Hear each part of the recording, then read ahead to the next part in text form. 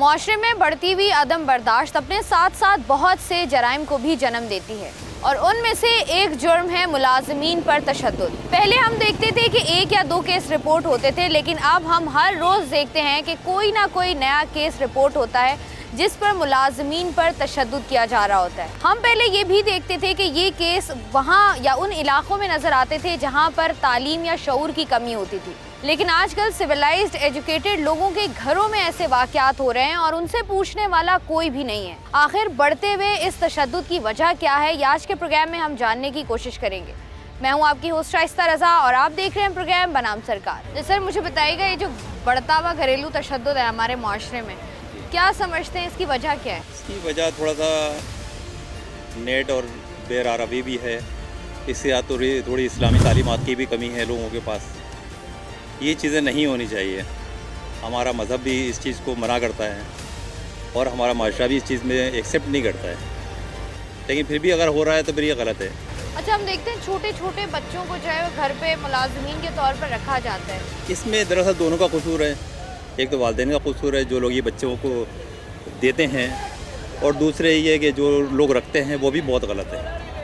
क्यों इतने बच्चों पे टार्चर भी होता है। ज़ाहिर है जब वो अपने घरों में लेकर जा रहे हैं, काम की नीयत से लेकर जा रहे हैं या किसी भी नीयत से लेकर जा रहे हैं, तो फिर उनके साथ ज़्यादती हो रही है। जो हम देखते हैं कि छोटे छोटे बच्चों को वालिदैन जो है वो दे देते हैं कि आप अपने घर में मुलाजिम रख लें, ऐसे माँ बाप को क्या कहेंगी आप? नहीं रखना चाहिए बच्चों, जॉब नहीं करवानी चाहिए बच्चों से। बच्चों को पढ़ाओ, बच्चों की पढ़ाई की उम्र है, उनकी सब मुस्तकबिल ख़राब होता है इस तरह। अच्छा, ये हम देखते हैं कि पहले मर्द हजरात करते थे, अब ख़वातीन जो घरेलू मुलाजमीन पर तशद्दुद करती हैं और वो भी इतना बेईमाना तशद्दुद करती हैं, क्या सोच के? तो खैर सालों से ही देखते आ रहे हैं हम, मुलाजमों पर बहुत ज़्यादा जुल्म करते हैं। नहीं होना चाहिए ना ये। और कुछ मुलाजमीन भी ऐसे होते हैं जो गलत काम करते हैं, चोरी वगैरह कर लेते हैं, जो इसके लिए क्या कह सकते हैं, ख़त्म होना चाहिए। ख़त्म होना चाहिए। मुझे बताइएगा कि बड़े बड़े घरों में हम देखते हैं पढ़े लिखे लोग होते हैं, छोटे छोटे बच्चे बच्चियां घरों में रखे होते हैं, वो गलती हो जाती है उनसे तो सज़ा के तौर पर उन पर बेईमाना तशद्दुद किया जाता है। क्या कहेंगे ऐसे लोगों को? जो गलत है ना, गलती हो जाती है, कोई बात नहीं है, उसको समझाएं, घर में रखे और क्या है। अच्छा, हम देखते हैं ऐसे वाक़यात रिपोर्ट होते हैं लेकिन उनको सज़ाएं नहीं मिलती है। ये भी गलत है। अगर वाक़यात रिपोर्ट हो रहा है तो उनको लेना चाहिए ना, एक्शन लेना चाहिए कि क्यों हो रहा है, कैसे हो रहा है। किसकी गलती समझते हैं? गलती तो दोनों तरफ की है, हम क्या करें। अब घर वालों की ये गलती है कि उन्होंने बच्चों को नहीं समझा, उनकी ये गलती है कि वो रिपोर्ट नहीं कर रहे हैं। ये भी है। घरेलू हम देखते हैं घरों में, पढ़े लिखे घरों में छोटे छोटे बच्चे मुलाजमीन रखे होते हैं, उन पर तशद्दुद किया जाता है। क्या कहेंगी ऐसे लोगों को? यही कहेंगे नहीं करना चाहिए। अच्छा, मुझे एक बात बताएं, पहले हम देखते थे कि मर्द हजरात करते थे इस तरह की हरकतें, अब छोटे छोटे बच्चों पर बच्चियों पर हम देखते हैं ख़वातीन जो मालिकिन होती हैं वो इतना बेईमाना तशद्दुद करती हैं जो देखने के भी काबिल नहीं होता। कहाँ से आती है औरतों में इतना वो कह लें गुस्सा, कहाँ से आता है? क्या समझती हैं आप? पता है ना, अपने आप को समझती है, कुछ जेलसी है। आप बोलिएगा। जेलसी है बेटा, उनके अंदर खौफ ख़त्म हो गया, मजबूरी से जॉब कर, लेकिन माँ बाप को भी चाहिए बच्चियों से काम ना कराए, माँ बाप खुद करे, बच्चियों को घर में बैठाए। इज्जत से भर कोई चीज़ नहीं बेटा, चटनी रोटी खाए, अपने घर में बैठे, ये अच्छा है। जो जुल्म करने वालों को भी सोचना चाहिए कि क्यों कर रहे हैं हम इस तरह।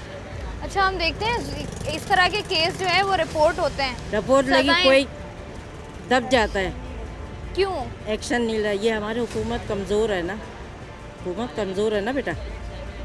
आपको लगता नहीं है कि सज़ाएं होनी चाहिए? होनी चाहिए, सारे हम जैसे बोलते हैं ना, जैसे इन पे करना चाहिए ताकि आइंदा ना कर सके, मालकान भी और माँ बाप भी बच्चियों को ना भेजे, उन लोग भी ना करे ये काम, हिम्मत ना हो।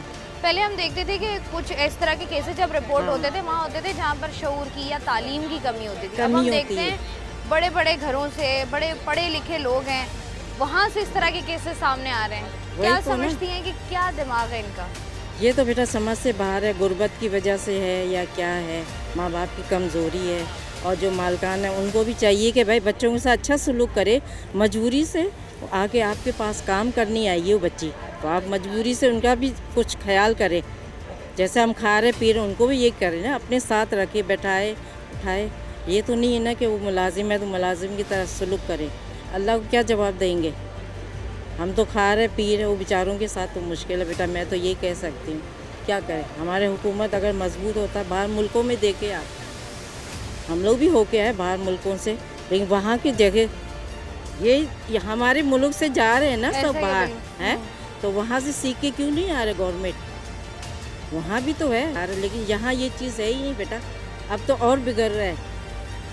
माशरे में जो है वो और बिगाड़ पैदा हो रहा है, और दोनों तरफ से है ये। एक तो माँ बाप जो हैं वो कसूरवार हैं, जो छोटे बच्चों को भेजते हैं इस तरह के कामों के लिए, और दूसरी तरफ वो लोग भी कसूरवार हैं जिनके घरों में वो काम कर रहे होते हैं, और अगर उनसे कोई गलती या कोताही हो जाती है तो इतना बेईमाना तशद्दुद किया जाता है कि वो वीडियोज़ जो हैं वो देखने के काबिल नहीं होती हैं। मज़ीद आगे बढ़कर लोगों से बात करते हैं। घरों में मुलाजिमीन होते हैं, छोटे बच्चे बच्चियाँ रखे जाते हैं। पहले तो ये बताएं कि सही समझते हैं इसको, गलत समझते हैं?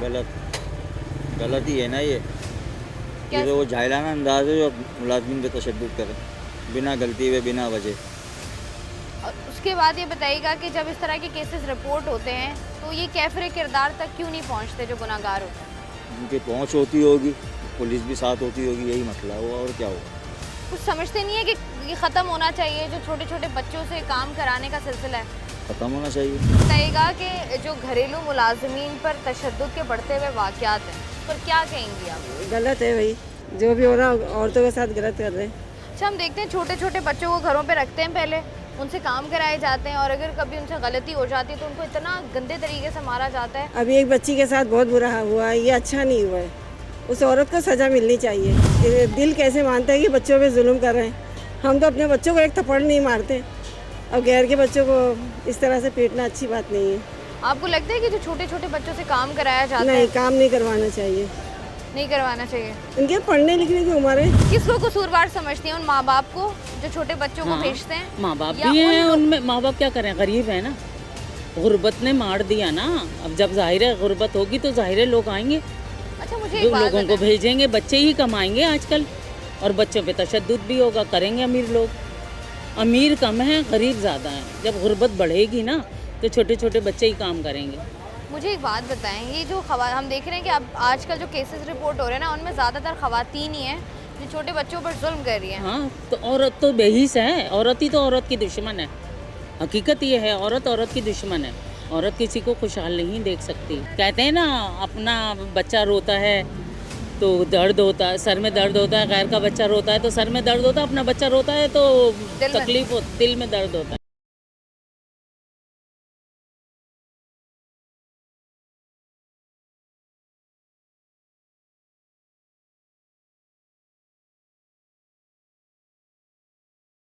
हमारे साथ अब्दुल गफ़ार साहब मौजूद हैं, आइए इनसे बात करते हैं। अस्सलाम वालेकुम। वालेकुम सलाम। अच्छा, मुझे बताना अब्दुल गफ़ार, क्या हुआ था? मेरा भाई उधर 3 साल से काम कर रहा था, उसने मुझे बुलाया, बोलते भैया जो मेरे साथ काम करो। मैं उधर गया, काम किया, 2 साल से काम कर रहा था उनसे। तो उन लोगों ने मुझे बोला जा गाड़ी से ना बैग लेके आ, रियाज ने बोला। मैं गया गाड़ी से 2 बैग, साल से तुम वहाँ काम कर रहे थे, क्या काम करते थे? मैं उधर चाय पीऊन का था ठीक है। जी। उधर मैं चाय बनाता था, रियाज ने मुझे बोला जा गाड़ी से बैग लेके आ। मैं गया गाड़ी से बैग लेके आया, सील शुदा बैग था। तो ये 3 बंदे एक साथ खड़े हुए थे। ताजुद्दीन मालिक था वो, हाशिम गार्ड और रियाज के हाथ में बैग दिया। फिर मैं वहीं से चला गया। तो फिर ये 5वें फ्लोर पे मैं खड़ा हुआ था। 2 दिन बाद आके हाशिम गार्ड ने मुझे पकड़ लिया, बोला जो बैग गाड़ी से लेकर आया था वो उसमें पैसे थे, आपने पैसे उठा लिए। मैंने बोला भाई वो सील शुदा बैग था, मैंने नहीं उठाया। वो कह रहे नहीं आपने पैसे उठा लिए। मैंने बोला मैंने नहीं उठाया। फिर मालिक ताजुद्दीन के कहने पे उसने मुझे पकड़ लिया। उधर 3-4 लड़के और भी काम कर रहे थे, कभी उसका नाम लेते हैं कभी उसका। वो बोलते हैं भाई हमारे पास पैसे नहीं है। फिर उन लोगों ने मुझे पकड़ लिया, पकड़ के ये 6ठे फ्लोर पे मुझे लेके गए। ऊपर लोहे के गार्ड लगे हुए थे, राड, तो उनसे ये मुझे मारते थे लटका के ना। तो ये ताजुद्दीन और हाशिम गार्ड, कामरान और फरमान, ये 3 बंदे मेरे को मारते थे। इनके पास 3 पिस्तल भी थे गैर कानूनी। ये कभी मुझे इधर चुभाते थे, कभी सेटों पे चुभाते थे। मेरा भाई भी उधर काम कर रहा था ना, उसको पता नहीं था। जब उन लोगों ने मुझे पकड़ लिया था ना, उसको पता नहीं था कि ये मेरा भाई कहाँ है। उसने पूछा गार्ड से, उसने बोला भाई वो काम कर रहे दूसरी जगह पे। मुझे मारते थे ना गार्ड, तो वो मेरी वीडियो बनाते थे, उनसे वीडियो लीक हुई। तो फिर मेरे भाई ने देखी, फिर मेरे भाई ने बोला मेरे भाई को क्यों मार रहे हो। उसने बोला भाई, गार्ड ने बोला तेरे भाई ने पैसे उठाए, पैसे दे दो, अपने भाई को ले जाओ। मेरे भाई ने फिर मेरे पास आया, उसने बोला भाई आपके पास पैसे हैं? नहीं है। मैंने बोला नहीं है। तो फिर ये मेरा भाई गया ताजुद्दीन के पास, मालिक है उनके पास, बोला भाई मेरे भाई के पास पैसे नहीं है, आप मेहरबानी करो मेरे भाई को छोड़ दो। उसने बोला नहीं भाई के पास हैं। ये जब मुझे मारते थे, मेरी वीडियो बनाते थे मेरे भाई ने। कितने दिन तुम वहाँ रहे हो जब ये तुम्हें रखते थे बांध के? जो हमने वीडियोस देखी, कितने दिन तक वहाँ पर थे तुम? इन लोगों ने मुझे 5 दिन उधर बांध के रखा हुआ था, ये मुझे मारते थे। तो फिर ये जब मुझे मारते थे, मेरी वीडियो बनाते थे, मेरे भाई के पास गई वीडियो, अल्लाह यार के पास। अल्लाह यार ने फिर वो अबू के पास वीडियो भेजी गांव में। अबू आगे गांव से, फिर वो अबू ने मिन्नतें वगैरह की। मैं उनके पास वीडियो थी ना, ऑफिस के नीचे खड़े हुए थे। तो वो टिब्बू सुल्तान थाने की गाड़ी आ गई, रात का 11 के टाइम था। तो फिर उसके बाद वो मेरे अबू ने उनको वीडियो भी दिखाई, सारा वाक़या बताया। वो वाक़या बता के फिर ये ऊपर ऑफिस में आए। ये मुझे इन लोगों ने बांध के रखा हुआ था, एक गार्ड भी बैठा हुआ था। तो ये जब मीडिया वाले साथ भी लेके आए, मेरे अबू जी पुलिस वाले भी साथ लेके आए। तो फिर उधर जाके मेरे को बरामद किया, ये थाने में लेके गए। 10 दिन जो तुम्हें बांध के रखा हुआ था, किस चीज़ से मारते थे, क्या कहते थे वो बताओ? ये जब मुझे इन लोगों ने लटका के रखा, लोहे के गार्ड थे, दीवार पे लगे हुए थे ना, उधर उनका जिम था, वो उससे मुझे मारते भी थे, लटका के रखते थे। तो फिर मेरे अबू जी ने वीडियो देखी, फिर वो आए ऑफिस से, मुझे बरामद किया। पुलिस वाले भी एक साथ थे। ये जब मेरे को बरामद किया, गार्ड एक साथ बैठा हुआ था, उधर आके उसकी तलाशी ली, उसके पास चाबी थी। चाबी से फिर वो मुझे लेके गए टिब्बू सुल्तान थाने में। तो उधर जाके मेरे जंजीर खोले, जंजीर खोल के फिर वो FIR काटी, मेरे अबू के बयान लिए। बयान लेके तो फिर ये हमारा केस अदालत में चला। उधर गए हम लोग, उधर भी हमारे को हक हमारा नहीं मिला। तो फिर मेरे मजबूर हो के अब फिर तुम्हारे पास हैं, आप मेहरबानी करो वीडियो हमारी चलाएं, हमारा हक हमें लेके दें। तो जब तुम्हारा ये सारा कुछ हुआ, जब तुम्हें पुलिस ने बरामद किया, उसके बाद जब कार्रवाई हुई, पैसे किसी के पास से मिले अभी तक? नहीं, पैसे नहीं मिले। पैसे अभी तक किसी के पास से नहीं मिले? वो हम लोगों ने, उन लोगों ने हमें चोर बना के ऐसे रखा हुआ है, हम चोर नहीं हैं। तो उनके पास उन्होंने अभी तक कोई FIR कटवाई है तुम लोगों पर? हम लोगों ने उनके ऊपर FIR कटाई हुई है। तो उसके बाद कुछ हुआ है? नहीं, उसके बाद कुछ नहीं हुआ। जो हमने वीडियोस देखी हैं, उन वीडियोस में जो जब तुम्हें बरामद कराया गया था, उसके बाद तुमसे चला भी नहीं जा रहा था। जी। तुमने अपना मेडिकल चेकअप कराया? क्या हुआ जब मारा था? कितना मारते थे और क्या हालत थी जब तुम बाहर आए हो? जी, जब मैं बाहर आया तो ये मेरे से चला भी नहीं जाया था। मेरे 10 दिन तो मैं अपने घर में बैठा रहा, मेरा खुराक ली, तो फिर सही हुआ। फिर उसके बाद मैं डॉक्टर के पास गए? जी, उन लोगों ने दवाई भी दी मुझे, दवाई खाई मैंने, फिर सही हो गया 10 दिन बाद। ठीक है। और ये तुम्हारे भाई हैं? जी, अल्लाह यार मेरे भाई हैं। अस्सलाम वालेकुम। जी वालेकुम। अल्लाह यार, इससे बड़े हो छोटे हो? मैं इससे बड़ा हूँ। बड़ा हो। तो तुम पहले काम करते थे वहाँ पर? जी, मैं पहले काम। कितना अर्सा काम किया तुमने? मैंने वहाँ पे 4 साल किया है। 4 साल काम किया है। तो जब इसको पकड़ा तो तुम्हें नहीं पकड़ा उन्होंने? नहीं, मुझे नहीं पकड़ा था, सिर्फ इसी को ही पकड़ा था। मैंने कहा मेरा भाई कहाँ है, नज़र नहीं आ रहा। तो इन्होंने कहा कि हमने कहीं साइड पे उसको भेजा हुआ है काम पे। तो मैं खामोश हो गया। फिर ये वीडियो बनाते थे, इसकी वीडियो बना के मतलब आपस में शेयर करते थे, तो वो लीक हो गई। वो जैसे लीक हुई मेरे पास आई तो मैंने वीडियो देखी। फिर मैंने उनसे बात की, मैंने कहा क्या हुआ, क्यों पकड़ा हुआ है? तो वो कहने लगे जी इसने पैसे उठाए हुए हैं 5 लाख रुपया, ऐसे ही जो है ना इल्ज़ाम लगाया था हमारे ऊपर, जबकि उठाया नहीं है हमने। तो ये मुझे कह रहे थे कि आप 5 लाख रुपए दो, फिर हम आपके भाई को छोड़ देंगे। अच्छा, उसके बाद जब इसको बाजियाब कराया था तब तुम साथ थे? जी, मैं टीम के साथ थे। तब बताओ क्या हालत थी, क्या सिचुएशन थी? इसकी काफ़ी मतलब बुरी हालत थी, चलने के काबिल भी नहीं था। वहाँ से हमें इसको उठा के ले गए हैं। उन्होंने कहा नहीं भाई, हम तो जो है ना तुम्हें नहीं पता, तुम मुझे जानते नहीं हो, मैं क्या कर दूँगा, ये वो, मैं आपके ख़ानदान को उठा सकता हूँ। तो मतलब इस तरह की वो बातें करते थे, औकात की बातें करते थे। तो ज़ाहिर है वो अमीर बंदे हैं, हम कहाँ मुकाबला कर सकते हैं। मैंने फिर अपने वालिद साहब को भी बताया ये सारा वाक़या। मेरे वालिद साहब आए तो उन्होंने जो है हमने कोशिश की ताजुद्दीन से मुलाकात करने की, उस दिन इन्होंने कोई मुलाकात नहीं दी थी, तो ये भाग गए थे। फिर जो है हम काफ़ी परेशान थे, मेरे वालिद साहब भी और मैं भी। तो हाँ, एक दिन हम ऐसे ही नीचे खड़े हुए थे ऑफिस के दौर, तकरीबन 11 साढ़े 11 का टाइम था। वहाँ हम ऑफिस के पास खड़े हुए थे तो पुलिस की मोबाइल आ गई, टीपू सुल्तान थाने की। वो जब आई तो मेरे वालिद साहब ने उनको पूरा वाक़या बयान किया जो भी था। तो फिर पुलिस ने हमारा साथ दिया है, हम उनका शुक्रिया अदा करना चाहते हैं और आप लोगों का भी, आपने हमारा साथ दिया है। अपील यही है कि हमें इंसाफ दिया जाए। हम गरीब बंदे हैं, बेरोज़गार घूम रहे हैं।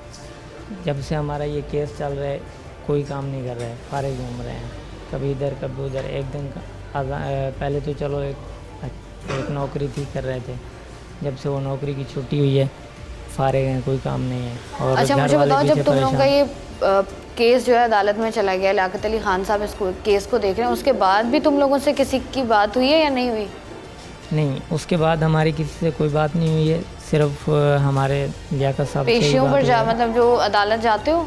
जी, हर तारीख पे जाते हैं, कोई तारीख मिस नहीं की है।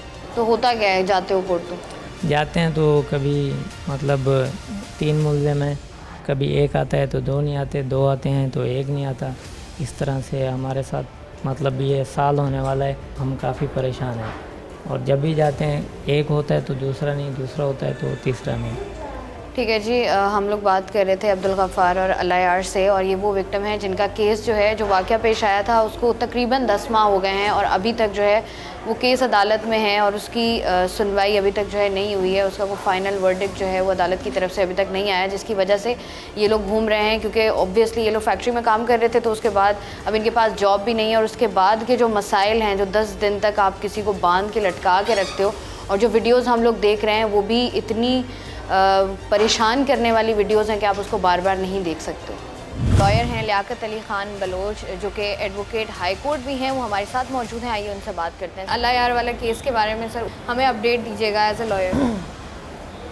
देखिए, अल्लाह यार और उसका भाई जो है, ये दोनों एक, मैं समझता हूँ दोनों गरीब लड़के हैं और ये इनका ताल्लुक़ जनूबी पंजाब से है और ये वहाँ से आए थे नौकरी करने के लिए। इनके साफ ज़रा गरीब लोग हैं, इनका कोई यहाँ इतने जानने वाला भी नहीं है।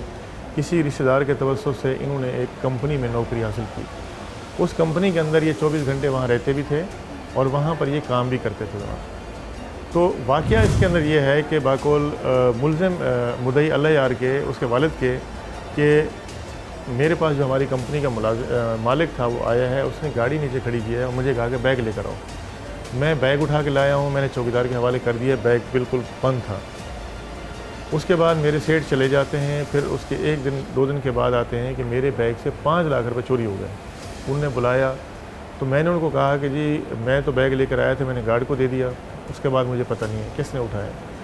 उन्होंने बजाय किसी इंक्वायरी करने के, वो जो उस कंपनी का मालिक था उसने क्या किया कि इसकी इंक्वायरी करता, लोगों से पूछगिछ करता। उस बच्चे को उन्होंने, एक ऊपर जिम बना हुआ था उनके ऑफिस के अंदर जो है ना, उसके साथ एक जो है ना दीवार के साथ उसको बांध दिया गया। उस बच्चे को तशद्दुद करते रहे, यानी वो 4-5 दिन जो है ना वो बंद था, उसको जंजीरें लगी हुई थी, उसको लटका देते थे। उसकी वीडियोज़ बाकायदा मौजूद हैं। उसको उन्हें तशद्दुद का निशाना बनाया। उसका जो दूसरा भाई था उसको भी नहीं जाने दे रहे थे कि उससे मोबाइल वगैरह छीन लिया। तो उनको किसी तरीके से अंदाज़ा मोबाइल उनको मिल गया, तो उन्होंने उसकी वीडियो उसके भाई ने बना के अपने किसी रिश्तेदार जो है उसको भेजी। उसको कहा कि मुझे भी बंद किया हुआ है, मेरे भाई को बंद किया हुआ है, मार रहे हैं, ये उसकी वीडियो, ये सूरत हाल है। उस जो उनका रिश्तेदार था वो कुछ समझदार था, वो तमाम चीज़ें लेकर जो है ना पुलिस के पास गया और उस बच्चे का जो वालिद साहब था वो भी पंजाब से पहुंच गया था। पुलिस के पास गए, पुलिस को जाके दिखाया तो जो मकामी SHO था वहाँ का, उसने फिर ये तमाम सूरत हाल SSP साहब को बताई। तो मैं पुलिस को यहाँ पे जो है ना वो दाद दूँगा कि पुलिस ने अच्छा काम किया। पुलिस ने इमीडिएटली एक्शन किया। SSP साहब वहाँ पर ख़ुद पहुँचे, पूरा मीडिया वहाँ पर पहुँचा। वो बच्चा जंजीरों से बंधा हुआ था, वहाँ पे वो लटका हुआ था, उसको ना सिर्फ उन्होंने उतार कर लेकर आए। वहाँ से गैर कानूनी वेपन रिकवर हुए। वहाँ से उनने एक सिक्योरिटी गार्ड को जो है ना वो अरेस्ट किया। बाकी जो थे लोग वो भाग गए सारे, जो है ना ये मीडिया पर रिपोर्ट हुआ केस। अब उसके बाद जो है यहाँ तक तो पुलिस का काम सही था। बाद में पुलिस ने रिश्वत लेकर उस केस को ख़राब करने की कोशिश की और सेक्शन ऐसी लगाई कि काबिल ज़मानत दफात लगा दी और मुद्दई को अपना वकील नहीं करने दिया। वहाँ से उनने मिली भगत करके जो गैर कानूनी वेपन थे वो भी उनके हवाले कर दिए उनके जो बाकी लोग थे उनको FIR की नकल प्रोवाइड की कि आप जाके कोर्ट से ज़मानत करवा लें, और जो गार्ड पकड़ा हुआ था उसको लेकर आया, उससे भी पैसे लेकर उसकी ज़मानत करवा दी। जब ज़मानत हुई तो बाद में उसको एहसास हुआ कि मेरे साथ पुलिस ने गलत किया है। फिर जब हमने जो है उस केस में मैं गया, मैंने जाके सूरत हाल देखी, तो मैंने विक्टिम का 164 कराया, उसके भाई का मैंने 164 का स्टेटमेंट कराया, और उनकी जो ज़मानत की दरखास्तें थी वो हमने अपोज़ की। उसके ऊपर अदालत ने जो है हमें बुलाया। फिर हमने जाके जो तमाम शवाहिद थे वो हमने जाके मौजूद जज साहब को दिए। जज साहब ने हमारी मदद की, उस केस को चालान किया। अब उसके अंदर मुलज़मान ज़मानत के ऊपर हैं, उनका ट्रायल चल रहा है। अब उनके फ़र्द जुर्म ऐद हो चुकी है। अब इसमें जो है मुद्दई का बयान होगा और विक्टिम का बयान होगा, और उसके बाद मुझे उम्मीद है कि उनको सज़ा मिलेगी, क्योंकि हमारे पास ठोस एविडेंस है, हमारे पास ठोस शहादतें हैं, वीडियोज़ मौजूद हैं। ऑन द स्पॉट बच्चे को रिकवर किया है, जंजीरों से रिकवर किया है, वो तमाम चीज़ें केस प्रॉपर्टी हैं। मीडिया के लोग जो वहाँ मौजूद थे जिन्होंने वीडियोज़ बनाई हैं वो सारी मौजूद हैं, और उन रिपोर्टिंग को पूरी दुनिया ने देखा कि जो है ये बच्चे को वहाँ से लेकर आ रहे हैं। जब बच्चे को लेकर आए तो वो चलने के काबिल नहीं था, उसको 2 लोग सारा लेकर दे के आए। तो ये इस तरह के जो वाक़यात हम देखते हैं कि फैक्ट्रीज़ के अंदर, शिपिंग कंपनियों के अंदर ये बेशुमार हो रहे हैं। वहाँ पे जो वर्कर काम करते हैं उनके साथ इस तरह झूठे इल्ज़ाम लगा के उसके बगैर किसी इंक्वायरी के उनको तशद्दुद का निशाना बनाया जाता है, या उनके ऊपर चोरी का इल्ज़ाम लगा के उनको जो है झूठे केसों में बंद कर दिया जाता है। तो मैं समझता हूँ अल्लाह यार को भी इंशाल्लाह इंसाफ मिलेगा। वाला केस है, ये कितने अर्सा, 8 महीने हो गए तकरीबन इसको भी 8 महीने 1 साल के करीब होने वाला है। तो ये जो 5 लाख का केस था, ये 5 लाख कहाँ गए, कहाँ साबित हुआ है कि वो दोनों भाई वहीं पे रहते थे, वहीं से उसको रिकवर किया। वो 1 रुपया भी पुलिस ने आज तक रिकवर नहीं किया, और ना ही जो है ना वो मुद्दई मुकदमा जो झूठा इल्ज़ाम लगा रहा था उन पैसों का कोई सबूत दे सका कि मेरे ये पैसे थे, मैं यहाँ से लेकर आया था, ये मेरे बाइक के अंदर थे, तुमने चोरी किए, ना उसका कुछ चश्मदीद गवाह है। एक झूठा इल्ज़ाम है। एक गार्ड ने कह दिया जी वो लेकर आया था, उसने इसको निकाल लिया। सर इसको 8 महीने हो गए, आपको क्या लगता है कब तक इस केस का ट्रायल मुकम्मल हो जाएगा? देखिए, अदालत ने साफ ज़रा पहले इन्वेस्टिगेशन के मराहिल थे वो सारे कंप्लीट हुए, इन्वेस्टिगेशन चेंज हुई, मुल्ज़मान भागे हुए थे, सब मुल्ज़मान ने ज़मानतें करवाई।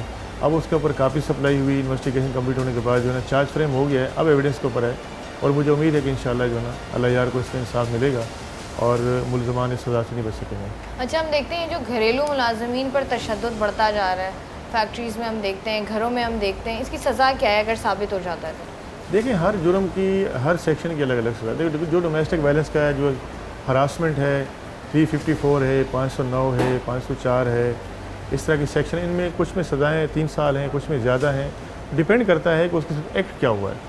लेकिन ये डोमेस्टिक वायलेंस के वाक़यात बिल्कुल आपने सही कहा कि फैक्ट्रीज़ में, दफातर में, घरों में बेशुमार बढ़ रहे हैं, और इसके ऊपर पुलिस मुकदमात भी दर्ज कर रही है, और रोडों के ऊपर भी इवन जो है ना हम देखते हैं कि हरासमेंट के जो है ना वो केसेस हम देख रहे हैं। कुछ अर्सा कबल मैंने देखा कि एक मोटरसाइकिल सवार जो है, एक खातून जा रही है, उसको उसने छेड़ा, वो वीडियो काफ़ी वायरल हुई, उसके ऊपर भी जो है ना वो खातून बाद में फ्रंट पे नहीं आई, लेकिन पुलिस ने अपने तौर पे FIR दर्ज करके उसके ऊपर काम कर रही है। तो ये बेशुमार वाक़यात हैं। तो इनकी रोकथाम के लिए जब तक हम कोई अमली इक़दाम नहीं करेंगे ये मामला बढ़ते रहेंगे। साफ ज़रे यहाँ इस कराची शहर में या पूरे मुल्क में इसके ऊपर ज़्यादा तवज्जो नहीं दी जाती। दूसरे इशूज़ के अंदर हम उलझे हुए हैं, मैशत में उलझे हुए हैं, सियासत में उलझे हुए हैं। असल ये इशूज़ हैं लोगों की रोज़गार के बाद जो है उनकी जान और माल की हिफाजत करना, उनको तहफ़्फ़ुज़ को यकीनी बनाना और उनको इंसाफ फराम करना, ये अहम इशू है। इसके ऊपर हमारी हुकूमत को और हमारी रियासत को काम करना चाहिए और लॉ इन्फोर्समेंट को काम करना चाहिए, ताकि लोग जो है इस मुल्क में प्यार मोहब्बत अमन से रहें और सुकून से रहें, उनकी जान और माल इज़्ज़त आबरू महफूज हो। ठीक है जी, लियाकत अली खान साहब हमारे साथ मौजूद थे, जो कि इन दोनों केसेस के बारे में बड़ी तफसील से हमें बता रहे थे कि क्या हुआ है और अगर देखा जाए तो क्या कुछ हो सकता है और क्या केसेस, क्या सज़ाएँ जो हैं वो एक्सपेक्ट की जा सकती हैं।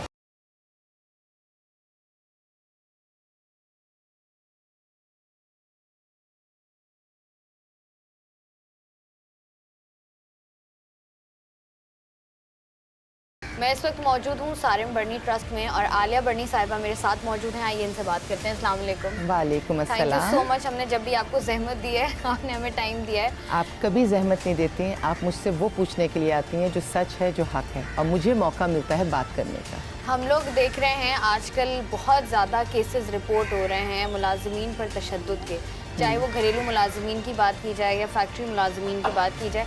क्या समझती हैं इसकी वजह क्या है? देखिए, ये तो एक जहन हमारा बन गया है ना, हमारे यहाँ तकब्बुर बहुत ज़्यादा हो गया हमारे माशरे में, और तकब्बुर शैतान ने किया था तो उसको निकाल दिया था अल्लाह ताला ने जन्नत से, लेकिन उसके बावजूद हम तकब्बुर करते हैं। हर ताकतवर हर कमज़ोर पर जुल्म ढा रहा है। जुल्म के पीछे सोच क्या है कि मैं ताकतवर हूँ, मैं ये कर सकता हूँ। अब अगर मैं हुकूमत पर आ जाऊं तो निज़ाम हुकूमत की तरफ से कुछ भी नहीं है। इवन जब ये इस किस्म के जो तशद्दुद में इंतहाई बात हो जाती है कि कत्ल हो जाता है, मर जाते हैं वो बच्चे, तो फिर जब कहा जाता है कि इनको सरेआम फांसी दी जाए या इनको संसार किया जाए, ये जो भी सज़ा इनके लिए ऐसी रखी जाए जिसमें सारे जो लोग हैं वो इसको इबरत को भी देखें और वो उसमें शामिल भी हो, वो खड़े होकर देखें उन सारे लम्हात को कि जालिम के ऊपर जब खुद बुरा वक्त आता है तो उसको कैसा महसूस होता है। तो फिर वो सारी बातें आ जाती हैं कि नहीं हमारा बाइकआउट हो जाएगा, बाहर वाले मुल्क कहेंगे कि भाई हम बहुत ज़्यादा सख्त हैं, हम बहुत सख्त सज़ाएं देते हैं। जब हमारे मुल्क में सख्त तरीन काम होंगे, सख्त तरीन जुर्म होंगे तो सज़ाएं भी सख्त तरीन मिलेंगी। और एक चीज़ मुझे और समझ में नहीं आती कि हमारे बहुत अच्छी बात है वेस्टर्न वर्ल्ड की, चाहे वो अमेरिका है या वो चाहे यूरोपियन कंट्रीज़ हैं, चाहे वो कनाडा है, बहुत सारी हमारे पास फंडिंग आती है। किन के लिए? इन्हीं बच्चों के लिए फंडिंग आती है। वो लोग हमें सपोर्ट करते हैं, वो पाकिस्तान को सपोर्ट करते हैं कि हम अपने मुल्क में बच्चों की बेहतरी के लिए बहुत कुछ करें। लेकिन जब इसी मुल्क में बच्चों के साथ ही सारी ज़्यादती होती है तो फिर हम उन्हें सज़ाएं क्यों नहीं दे सकते? मैं कहती हूँ चीज़ें इतनी ज़्यादा क्लियर होनी चाहिए कि वो समझ में आए। एक तरफ हम हमारे बच्चों को आप पढ़ाना भी चाह रहे हैं, आगे बढ़ाना चाह रहे हैं, तरक्की करना चाह रहे हैं, और दूसरी तरफ जब हम उन जालिमों को सज़ाएं देना चाहते हैं जो हमारे बच्चों की इज़्ज़तों से और ज़िंदगियों से खेलते हैं, तो फिर उनको सपोर्ट कैसे?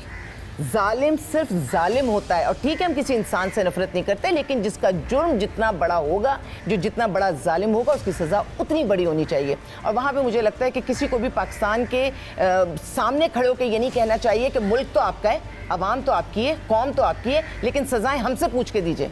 नहीं, या अगर हमारे लोग और हमसे ज़्यादा अपनों से ज़्यादा कोई प्यार नहीं करता, ये हमारे लोग हैं, हमें इनसे मोहब्बत है, लेकिन एक बच्चे के ऊपर जुल्म होगा, किसी मजलूम पर जुल्म होगा तो जालिम को सख्त तरीन सज़ाएं दी जाएंगी। अच्छा, सज़ाओं की बात हो रही है तो हम देखते हैं कि बहुत सारे ऐसे केसेस रिपोर्ट हुए हैं जिनमें बहुत क्लियर वर्डिक्ट आता है, साफ पता होता है, एक नॉर्मल एक शऊर रखने वाले इंसान को पता होता है कि ये मुजरिम है और ये मजलूम है। उसके बावजूद भी सज़ाएं नहीं दी जाती हैं। चलें बहुत ज़्यादा सख्त सज़ा ना दी जाए, नॉर्मल जो सज़ा बनती है वो भी नहीं दी जाती है। इतना कौन सा प्रेशर होता है इन पर? इसलिए कि हमारे यहाँ ये सारा एक निज़ाम बन चुका इतने सालों में। और देखिए बिल्कुल ये नहीं है कि किसी ने कोई छोटा जुर्म किया, किसी ने एक थप्पड़ मारा तो उसकी भी वही सज़ा, और किसी ने ज़्यादती का निशाना बनाया उसकी भी वही सज़ा है, किसी ने ज़्यादती करके कत्ल कर दिया उसकी भी नहीं। जितना छोटा जुर्म उतनी छोटी सज़ा, जितना बड़ा जुर्म उतनी बड़ी सज़ा। और ये वाली जो आप अभी एक बात कह रही हैं कि हमारे पास ये निज़ाम क्यों नहीं बन रहा, वो निज़ाम इसलिए नहीं बन रहा, पूरे ग्रुप्स हैं। यानी कोई भी शख्स ऐसे नहीं कि अचानक उठता है, उसकी इतनी ताकत है कि वो इतना बड़ा बड़ा वो जुर्म कर देगा। वो उस जुर्म को करने से पहले सारी चीज़ें सोचता है कि जब मैं पकड़ा जाऊंगा तो क्या मेरी पुलिस में कोई सेटिंग, अंडरस्टैंडिंग, कोई देन लेन, कोई ऐसी कोई चीज़ है कि नहीं है। फिर वो ये देखता है कि जिस डॉक्टर के पास मेरी रिपोर्ट जाएंगी क्या वहाँ मेरी कोई सेटिंग है कि नहीं। ये जितना भी काम है ये पूरे जत्थे की तरह होता है, ये पूरे ग्रुप की तरह होता है, ये अचानक नहीं होता और इसमें कोई एक शख्स शामिल नहीं होता। इसमें बहुत सारे लोग हैं शामिल होते हैं, तभी वो सज़ा तक नहीं पहुंचते। और अगर इसमें से जो लोग ईमानदार होते हैं, ऐसा तो नहीं कि सारे पुलिस वाले बुरे हैं, पुलिस वालों में बहुत अच्छे अच्छे लोग भी हैं। फिर वो जो अच्छे लोग हैं ना, वो उन जगहों पे रहते नहीं हैं, उनके तबादले हो जाया करते हैं। हमारे पास एक से एक बेहतरीन जज भी हैं, लेकिन ज़रूरी थोड़ी है कि उनके ऊपर कोई प्रेशर नहीं हो, उनके ऊपर भी प्रेशर होता है, तरह तरह के प्रेशर होते हैं। तो जो काम करने वाले अच्छे लोग हैं, चाहे वो लोअर लेवल पर हैं या चाहे बड़े हाई फाई लेवल पर हैं, उनके ऊपर प्रेशर यही हैं कि उनको वहाँ से हटाया जा सकता है। जब सच बोलना है ना तो सच बोलने की फिर ये कीमत अदा करनी पड़ती है। तो हम अपने लोगों को खौफ में क्यों रखते हैं कि तुमसे पैसा छिन जाएगा, नाम छिन जाएगा, सीट छिन जाएगी। हम उनको ये वाली पावर, ये मजबूत सोच क्यों नहीं देते कि ये वक्ती चीज़ है, ये आज छिनेगी, आज तुमसे छिन जाएगी, लेकिन तुमने एक ट्रेंड सेट कर दिया अच्छाई का तो तुम्हारे आने वालों से नहीं छिनेगी। अच्छा, हम लोग ये देखते हैं कि पहले ऐसा नहीं था। पहले कुछ घरों में मुलाजिमीन रखे जाते थे तो कहा जाता था कि कोई मतलब बुजुर्ग हो या कोई बड़ी उम्र की खातून हो, ज़्यादा ट्रस्ट कर सकते हैं आप उस पर। अब हम ये देखते हैं कि ये ट्रेंड बन गया है कि छोटे बच्चे रखे जाते हैं मुलाजिमीन के तौर पर, और उसके बाद इतना बेईमाना तशद्दुद किया जाता है। आपको क्या लगता है कि उस वक्त इंसान किस कैफियत में होता है जब वो इतनी इस हद तक गिर जाता है? इंसान को मैंने अगर आला पाया है तो मैंने उसको इतना आला पाया है जैसे अल्लाह ने बनाया कि फ़रिश्तों ने उसको सजदा किया। जब ये बात कहती हूँ तो दिल को बहुत अच्छा सा लगता है ना। और जब मैंने इंसान को गिरे हुए पाया तो मैंने उसको इतना गिरा हुआ पाया कि शैतान भी उसके सामने शर्मिंदा होगा कि इस हद तक तो वो नहीं गिर सकता जिस हद तक इंसान गिरा है। तो दोनों तरह की कैफियत, दोनों तरह के इंसान मैंने देखे हैं। ना उसकी अजमत का कोई अंदाज़ा है और ना उसकी गिरावट का कोई अंदाज़ा है। फिर शोर मचाने की गुंजाइश नहीं है। अच्छा, हम देखते हैं कि सोशल मीडिया, इस तरह का कोई वाक़या होता है सोशल मीडिया पर बड़ा ट्रेंड बन जाता है, हैशटैग्स बन जाते हैं, कुछ अरसे के लिए होता है और उसके बाद फिर वो कहानी जो है वो पुरानी हो जाती है, पास्ट का एक हिस्सा बन जाती है, उस पर फिर उस तरीके से आवाज़ नहीं उठाई जाती। तो लोग ये कहते हैं कि पाकिस्तानी जो हमारी कम्युनिटी है, हमारी याददाश्त बड़ी कमज़ोर है ऐसे मामलात में। क्या कहेंगी आप कि अगर कोई ऐसा वाक़या होता है तो किस तरीके से इसको लेके चलना चाहिए, किस तरीके से पॉसिबल बनाया जा सकता है कि ऐसे लोगों को सजाएं मिल जाए? हम तो बहुत मसरूफ़ लोग हैं, ये इल्ज़ाम ठीक नहीं है। वैसे शॉर्ट मेमोरी तो हम हैं, लेकिन हमारे पास बड़ी जिद्दत है। पुराने केस को याद करने की क्या ज़रूरत है? एक केस के बाद अगला केस उससे ज़्यादा भयानक हो जाता है, तीसरा उससे भी ज़्यादा आगे। तो हम तो आगे से आगे हमारे अंदर एक हम बढ़ावा देखते जा रहे हैं। मुझे 27 साल हो गए इस काम में और इन सारी चीज़ों को देखते हुए मैंने तो हर आने वाले दिन में शिद्दत बढ़ते हुए देखी। तो फिर पुराने को क्या रोएं जब नए को रोने के लिए 10,000 बातें नहीं मिल जाती हैं। और ये केसेस उभरते क्यों हैं? उभरते इसलिए हैं क्योंकि हम कहते हैं ना यहाँ डेमोक्रेसी है, तो डेमोक्रेसी में तो सबको बोलने का हक है, फ्रीडम ऑफ स्पीच भी है, तो उस हवाले से बात हो जाती है। बात करने का तो हक है, लेकिन क्या आपको या मुझे अगर किसी मामले में नाइंसाफ़ी नज़र आए तो क्या हमारे पास अख्तियारात हैं कि हम उसको रोक सकें? बस इस वक्त हमारे पास इतने ही अख्तियारात हैं कि हम उस पर बात कर सकते हैं। और बात पर बात क्यों होती जा रही है? क्यों हम सब अब इम्यून होते चले जा रहे हैं, अल्फाज ख़त्म हो गए हैं। अब तो हमें समझ में नहीं आता कि हम कहाँ से बात करेंगे, जबकि मुझे ऐसा लगता है कि मकाफात अमल बहुत ज़्यादा तेज़ हो गया है। इधर हम कोई बुराई कर रहे हैं, ये आखिरत की तरफ हम जा रहे हैं, इधर बुराई करते हैं, इधर हमारे सामने आ जाती है। ऐसा ही है जी। आलिया सारिम बर्नी साहिबा हमारे साथ मौजूद थी और हम लोग इस वक्त सारिम बर्नी शेल्टर होम में मौजूद हैं और यहाँ पर भी एक डोमेस्टिक वायलेंस की शिकार बच्ची मौजूद है। हमारे साथ वो बच्ची मौजूद हैं जो कि डोमेस्टिक वायलेंस का शिकार हुई हैं। तो आइए इनसे बात करते हैं। अस्सलाम वालेकुम। वालेकुम सलाम। अच्छा आलिया भाभी, पहले इनका केस थोड़ा सा समझा दें कि हुआ क्या था, क्या उम्र है, सारा एक सिलसिला। इनका केस वही है जैसे भी हम कह रहे थे, घरों में बच्चियों को रखा जाता है, फिर चेक एंड बैलेंस नहीं होता और चेक एंड बैलेंस ना होने की वजह से, अच्छा उसमें पढ़े लिखे या अनपढ़ लोगों की कोई तखसीस नहीं है। ये माइंडसेट है कि जो जुल्म करना चाहता है वो पढ़ लिख कर भी कर सकता है। तो ये बहुत अच्छी ही जगह पर ये अपनी नौकरी कर रही थी और वहाँ इनको तशद्दुद का निशाना बनाया गया। वजह ये है कि हमारे बच्चे तो बच्चे हैं और जिसको हमने काम पे रखा है वो किसी के बच्चे नहीं हैं, बल्कि अगर उनकी उम्र 10 साल है तो उनको 20 साल की उम्र का काम करना चाहिए और अगर 20 साल है तो उनकी समझदारी 40 साल वाली होनी चाहिए। तो इसी तरह का तशद्दुद करके इसको जिस तरह से रोड पर फेंका गया और छोड़ा गया और उसके बाद उसके लिए हमने बहुत सारा काम किया, सब कुछ है। लेकिन बात वो ये है कि जो जिम्मेदारी माँ बाप की है वो जिम्मेदारी पहले माँ बाप अदा करें। इतने इतने महीनों के लिए छोड़ कर बच्चों को वो क्या समझते हैं कि बच्चों के साथ ज़्यादती क्यों नहीं होगी? यहाँ पर तो माँ के साथ बाप के साथ बच्ची चल रही होती है, बच्चा चल रहा होता है तो 10,000 नज़रें होती हैं। तो ये बहुत सारी चीज़ें देखने की हैं। बाकी ये कि आपको खुद अस्मा बताएंगी कि इनकी क्या डिटेल है। अस्सलाम वालेकुम अस्मा, थोड़ा सा ऊंचा बोलिएगा। बेटा उम्र क्या है आपकी? 18 साल। 18 साल। और आपके अम्मी अब्बू किधर हैं? मेरी अम्मी दूसरी है, मेरी अम्मी का इंतकाल हो गया, मेरे अब्बू हैं। अब्बू ही हैं आपके? जी। और वो यहीं इसी शहर में रहते हैं? जी। तो आप कहाँ पर काम करते थे? डिफेंस की साइड पे। कितना अर्सा हो गया था आपको काम करते हुए? काफ़ी अरसा हो चुका था। वहीं रहते थे आप? जी, 24 घंटे वहीं पे काम करती थी। तो अम्मी और अब्बू कब आते थे विजिट करने, लेने या बात करने, मिलने? जब सैलरी मिलती थी उनको। सिर्फ जब सैलरी मिलती, सिर्फ सैलरी लेने आते थे? जी।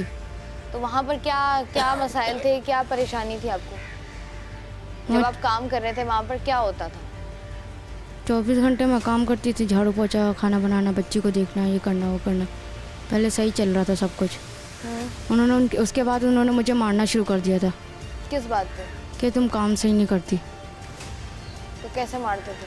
पहले उन्होंने मेरे स्त्री को से मुंह जलाया पूरा, फिर नाक की सारी लोहे सारी नाक जलाई, फिर उसके बाद मेरे हाथ जलाए, छुरी से हाथ काटे, फिर उसके बाद मेरे बाल वगैरह काटे, आईब्रोज वगैरह उड़ाई दी। तो ये जब होता रहा तो आपके अब्बू आए, आपने बताया अपने अब्बू को? नहीं, जब मेरे साथ सब कुछ हो गया था फिर लोग रोड पे छोड़ के चले गए थे। फिर पापा को फ़ोन किया था कि तुम्हारी बेटी रोड पे पड़ी, आके ले जाओ। और ये सब कुछ आपके साथ करता कौन था? 2 मर्द थे और एक औरत थी। और ये मर्द औरत दोनों करते थे? जी। तो आपने कभी बाहर, जब इस तरह पहली दफ़ा हुआ, दूसरी दफ़ा हुआ, तो आपने बाहर नहीं निकले घर से बात करने, आगे पीछे मोहल्ले में कहीं किसी को बताने? नहीं, दरवाज़ा बंद होता था। तो बाकी और मुलाजिम थे घर में? नहीं, सिर्फ एक नहीं आई थी, उसने भी मारना शुरू कर दिया था। तो जब ये इस तरह करते थे तो इलाज कौन कराता था आपका? फिर रोड पे छोड़ के चले गए थे, फिर पापा यहाँ पे लेकर आए थे, फिर भाभी ने मेरा सब कुछ किया था, इलाज वगैरह मेरी भाभी ने करवाया था, हॉस्पिटल भी एडमिट भाभी ने किया था, मेरा सारी चीज़ें वगैरह भाभी ने की थी। इन केसेस के खिलाफ कार्रवाई होनी चाहिए और इनको ख़त्म होना चाहिए। आलिम सारिया बर्नी साहब हमारे साथ मौजूद हैं, सैयद खुर्शीद जावेद साहब हमारे साथ मौजूद हैं जो कि माहिर नफ्सियात हैं। आइए इनसे बात करते हैं। अस्सलाम वालेकुम सर। वालेकुम सलाम। Thank you so much sir time देने के लिए। सर ये बताइएगा कि हम लोग देख रहे हैं कि डोमेस्टिक वायलेंस के जो वाक़यात हैं वो हमारी सोसाइटी में बढ़ते जा रहे हैं, क्या वजह है इसकी?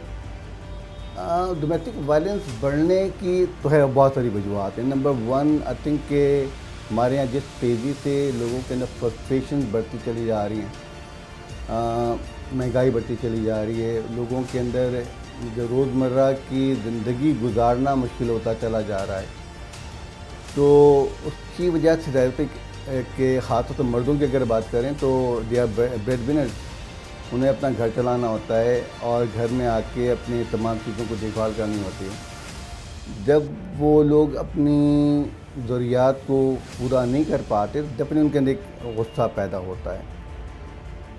होता ही है कि अब गुस्सा उतारने के लिए उनके पास से चैनल नहीं होते हैं, दे डोंट नो कहाँ पर अपने गुस्से का इजहार करें और किन लोगों पे करें। तो लामहला जो अपने से कमज़ोर लोग होते हैं पे वो गुस्सा उतारते हैं, उनके साथ तशद्दुद करते हैं, मारपीट करते हैं, और इसी वजह से ये चीज़ें बढ़ती चली जा रही हैं। अच्छा, पहले हम लोग देखते थे कि अगर हमारे घर में मुलाजिम रखने की बात आती थी तो हम कोशिश करते थे कि कोई हमारे पास ऐसा मतलब एज में थोड़े से बड़े हों, उनको हम घर में रखें ताकि वो थोड़ी सी जिम्मेदारी के साथ काम कर सकें।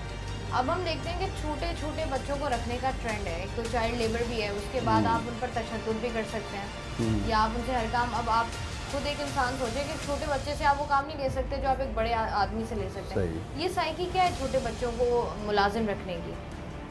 मैंने ये टू पे लेस, आपको कम पैसे देने होते हैं और आसानी से दस्तयाब भी हैं। आप देखते हैं कि ख़ास मौक़ों पर अंदरूनी सिंध से या दूसरे इलाक़ों से लोग आते हैं और अपने साथ अपने बच्चों को भी लेकर आते हैं। उनकी तो कोशिश ये होती है कि ना सिर्फ खुद किसी तरह से कमाने का ज़रिया बनाएं, फिर अपने बच्चों को भी इसके साथ लगाते हैं। तो इस वजह से बच्चे जो हैं वो मुख्तलिफ घरों में आसानी से खप जाते हैं और वो इस्तेमाल में आते हैं। अच्छा, हम लोग ये देखते थे कि पहले ये बात कही जाती थी कि मर्दों की तरफ से इस तरह का तशद्दुद सामने आता है। आजकल हम लोग देख रहे हैं कि ख़वातीन जो हैं उनकी तरफ से इस तरह का तशद्दुद घरेलू मुलाज़मीन पर सामने आता है कि स्त्रियाँ लगाई जा रही हैं, स्ट्रेटनर्स लगाए जा रहे हैं, मतलब अजियत की आखिरी हद तक आप उन छोटे मासूम बच्चों को ले जाते हो। ये कहाँ से आई है? सही एक बात बताऊँ मैं, पहले तो ये समझने की ज़रूरत है कि हमारे माशरे में ना सिर्फ जिस तरह कि आप बता रही हैं उसके पीछे एक और फिनोमेना भी है। हमारे यहाँ जो ज़हनी बीमारियाँ हैं बहुत तेज़ी से बढ़ रही हैं और बहुत सारे लोग जो हैं अनस्क्रीन चल रहे होते हैं, उनको पता नहीं होता कि उनके साथ क्या पैथोलॉजी चल रही है। अगर हम ऐसी थोड़ी सी मिसाल के जैसे नार्सिसिस्टिक पर्सनैलिटीज़ होती हैं, उनकी मतलब उनकी कैरेक्टरिस्टिक यही है कि वो दूसरों को तकलीफ़ देकर एक प्रेशर महसूस करते हैं। तो हुन हो कि इनमें से एक बड़ी तादाद किसी न किसी नफ्सियाती अमराज का शिकार हो और उस नफ्सियाती अमराज के ज़ेर असर ये तरह की हरकतें करते हों। They need to be screen out. उनको चाहिए कि उनका साइकोलॉजिकल असेसमेंट हो और उसके बाद डिसाइड किया जाए कि what kind of treatment they need. ठीक है। फिर दूसरी चीज़ बहुत ज़रूरी जो कि मैं कहना चाहूँगा कि जैसे बाहर मुल्क में होता है कि लोगों को एंगर मैनेजमेंट के हवाले से सेमिनार्स करवाए जाते हैं। ऐसी जो जगहें होती हैं जहाँ पर उनको बताया जाता है कि ओके ठीक है, गुस्सा आ रहा है, गुस्सा एक फितरी है हमारे, लेकिन गुस्से का इजहार कब, कहाँ और किस जगह पे ये किया जाए और कैसे किया जाए। जब तक ये चीज़ें हम अपनी सोसाइटीज़ के अंदर नहीं जाएंगे, नहीं पैदा करेंगे, तब तक इस तरह के केसेस होते रहेंगे। अच्छा, हम लोग ये भी देखते हैं कि अब जो केसेस सामने आ रहे हैं ना वो वाले केसेस हैं कि पढ़े लिखे लोग हैं, सिविलाइज्ड लोग हैं, अच्छी खासी पोजीशंस पर हैं, उसके बावजूद उनके घरों से इस तरह के केसेस का सामने आना, क्या समझते हैं आप? अब ये भी नहीं कह सकते कि तालीम की कमी है, शऊर की कमी है, यहाँ पर क्या साइकी जुड़ती है आगे? साइकी ज़्यादा मैं तो पहले आप लोगों की तारीफ़ करूँगा कि जिस तरह से आप लोगों की पेनिट्रेशन जो है आम लोगों से बढ़ के हद के जो ऐसे लोगों के साथ भी हो गई है कि अब आप लोग जो हैं बड़ी मेहनत से काम करते हैं और ऐसी चीज़ों को रिपोर्ट करते हैं और इस रिपोर्टिंग के नतीजे में ये सब चीज़ें सामने आ रही हैं। अच्छा, दूसरा जो सबसे बड़ा मैं समझता हूँ हमारे सोसाइटी का मसला है वो है अदल इंसाफ की कमी। जिस माशरे में अदल इंसाफ की कमी पैदा हो जाए फिर यहाँ इस तरह के मामला होते हैं। वो समझते हैं कि जी मेरे पास ताकत है, मेरे पास पैसा है, मैं कुछ भी करके छूट जाऊँगा।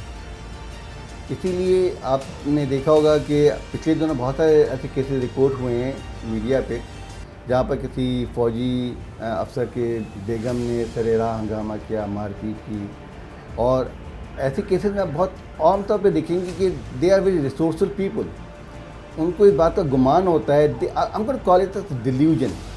एक डिल्यूजन है कि वो समझते हैं कि हम मतलब अनटचेबल हैं, हम कुछ भी कर लें, कैसा भी कर लें, हमें कोई पूछने वाला नहीं, कोई पकड़ने वाला नहीं है। It is just because of injustice of this society. तो हमारे अदल इंसाफ के तरीके को, जुडिशरी सिस्टम को बेहतर करना पड़ेगा और ऐसे लोगों को पकड़ करनी पड़ेगी, तभी जाके चीज़ें कम हो सकती हैं। ठीक है, thank you so much Syed Khurshid Javed साहब हमारे साथ मौजूद। बच्चे आपके हों या किसी और के, बच्चे मासूम होते हैं, ये तो फूलों की तरह होते हैं। इनकी उम्र पढ़ने लिखने की है, खिलौनों के साथ खेलने की है। इनकी उम्र घरों पर काम करने की या इन पर तशद्दुद किया जाए, इनकी वो उम्रें नहीं हैं। हम लोग देखते हैं कि हमारे मुल्क में बच्चों के लिए कानून मौजूद है, लेकिन अमल दरामद के मामले में हमेशा हम कमज़ोर दिखाई देते हैं। हम देखते हैं कि हमारे माशरे में बढ़ता हुआ तशद्दुद इस कदर बढ़ गया है कि फैक्ट्री मुलाजिमीन की बात की जाए या घरेलू मुलाजिमीन की, छोटे छोटे बच्चों पर इतना तशद्दुद किया जाता है कि वो वीडियोस मैं और आप नहीं देख सकते हैं। पहले तो हम ये देखते थे या सुनते थे कि बच्चों पर तशद्दुद किया जाता है, लेकिन वो उस माशरे में पेश आता था या उन इलाकों में पेश आता था जहाँ पर तालीम की कमी होती थी। लेकिन अब इतने पढ़े लिखे और इतने बाशऊर तालीम याफ्ता लोगों के घरों से ऐसे वाक़यात का पेश आना हमारे माशरे पर एक बदनुमा दाग है। कोशिश करें कि अगर आपके इर्द गिर्द ऐसा कोई भी केस रिपोर्ट हो रहा है तो काइंडली उसको रिपोर्ट करें और इस तरह के वाक़यात को ख़त्म करने की कोशिश करें। मैं हूं आपकी होस्ट शाइस्ता रज़ा। प्रोग्राम बनाम सरकार से मुझे दीजिए इजाज़त। अपना ख्याल रखिएगा। अल्लाह हाफ़िज़।